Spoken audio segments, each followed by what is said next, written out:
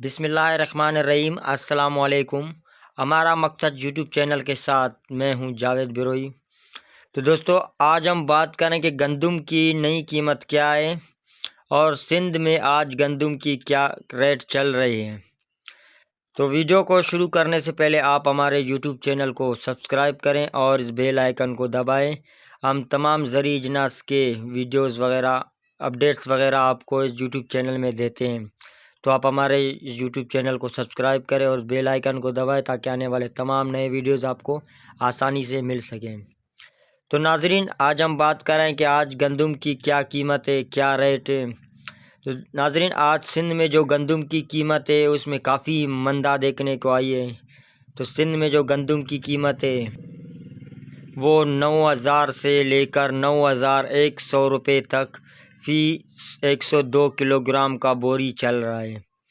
تو دوستو، سندھ میں گندم کی قیمتوں میں بہت مندی دیکھنے کو آ رہی ہے، کیونکہ گورنمنٹ نے بھی بتایا تھا کہ 20 تاریخ کو اپنا باردانہ زمینداروں کو، کسانوں کو، ڈیلروں کو، دکانداروں کو، مل والوں کو دے دوں گا، مگر حکومت نے بر وقت یہ کام اپنے ذہن میں نہیں رکھا اور اس وقت گندم کی تمام نئی سیزن ہے وہ اپنی تاخیر میں اختتام ہو گیا ہے۔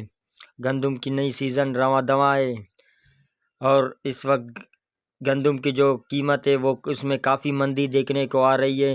8,800 سے لے کر 9,100 تک فی 102 کلو گرام کے بوری پر کام ہو رہا ہے۔ جبکہ بات کی جائے تو پنجاب کے بھی نیو گندم میں جو رحیم یار خان میں وہ بھی نیو گندم کی سیزن آ چکا ہے اور نیو گندم کا ریٹ 4,000 سے لے کر 4,100 تک فی 40 کلو گرام کا چل رہا ہے۔ تو دوستو، سندھ میں گندم کی قیمتوں میں کافی کمی دیکھنے کو آئی ہے اور پنجاب میں جو گندم کی قیمتیں ہیں وہ زبردست تیزی میں اور 4,000 سے لے کر 4,100 تک دیکھنے کو آ رہی ہے۔